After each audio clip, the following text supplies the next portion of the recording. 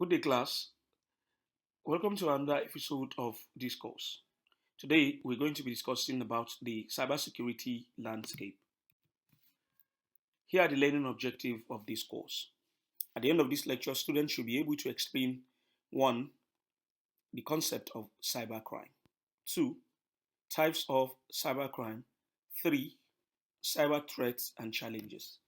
Students should also learn about global trend and statistics shaping the cybersecurity domain. Last but not the least, they should be able to explain the emerging technologies like AI, IoT, and quantum computing. Cybercrimes. Cybercrimes refers to any criminal activity conducted using computer, networks, or digital devices. This typically involves the unauthorized access, manipulation or alteration, or theft of data. So, to put it simply, it can be seen as an illegal activity done using computers or the internet, like hacking or stealing personal information.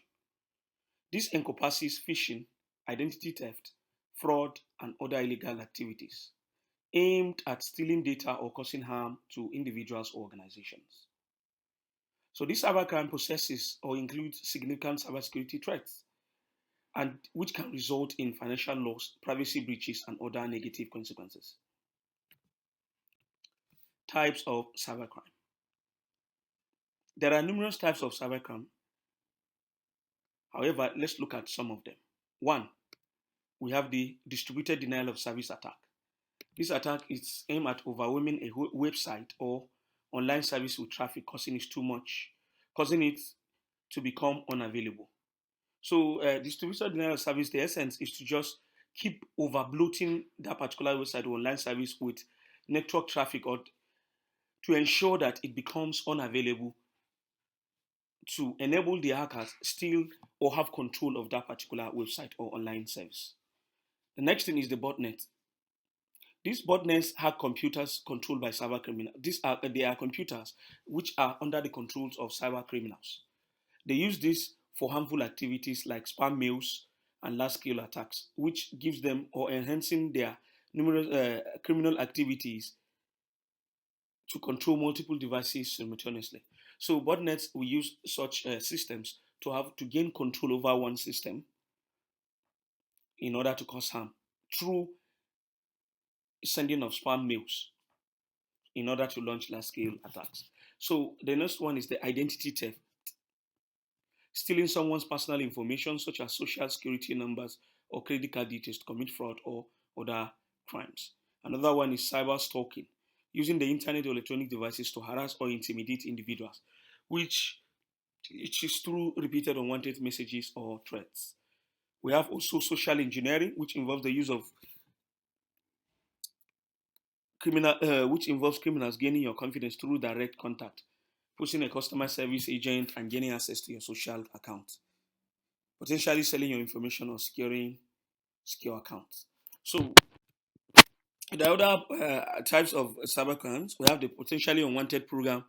These are softwares that might uninstall necessary programs from your system, like search engines or pre-download apps. They can also contain spyware or adware. So it is wise to install antivirus to prevent harmful uh, downloads. There's also phishing.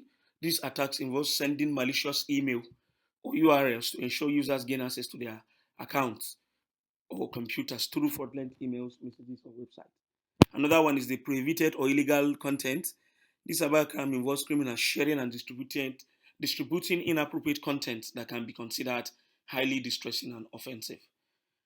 There is also online scams. These are usually in the form of ads or spam emails that include promises of rewards or offers of unrealistic amounts of money.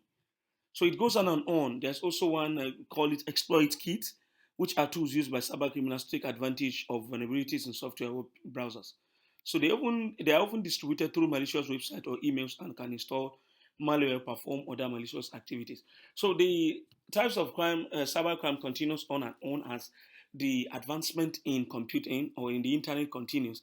So are cyber crimes. So let's now look at this cyber threat and some of these cyber threats and the challenges they pose. The first is hacking. So this hacking involves the act of gaining unauthorized access to data or systems.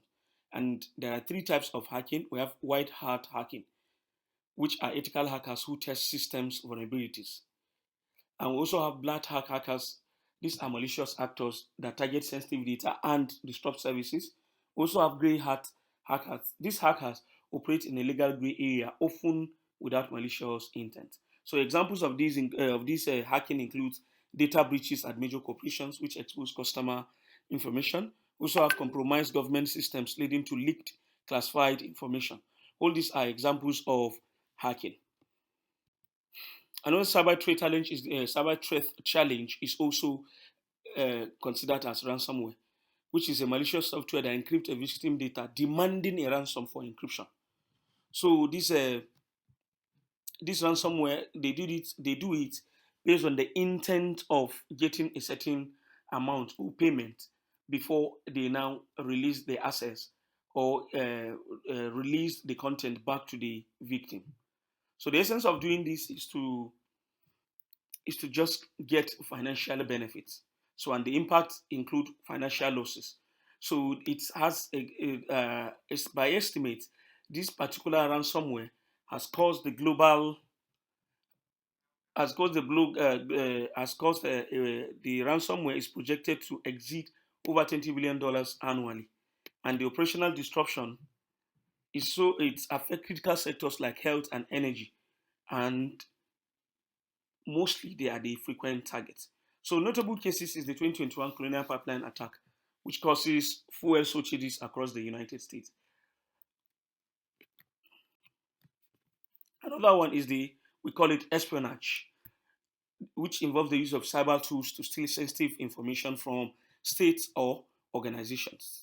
So the actors, these are the state-sponsored groups targeting trade secrets, military plans, or actual intellectual property, rather. So the industrial espionage aimed at gaining competitive advantages.